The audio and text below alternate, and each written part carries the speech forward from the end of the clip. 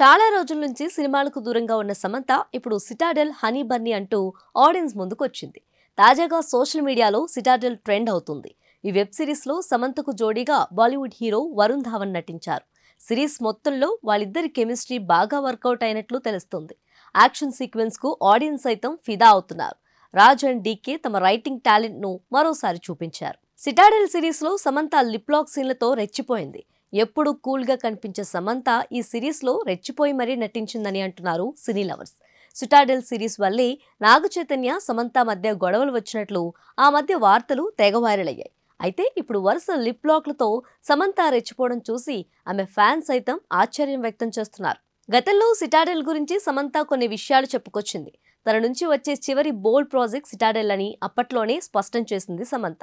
ఇక ఈ సిరీస్ చూసిన వారంతా సమంతకే ఎక్కువ మార్కులు వేస్తున్నారు. సమంత తనలోని మరో యాంగిల్ ను ఈ సిరీస్ లో చూపించిందని అంటున్నారు నెటిజన్లు.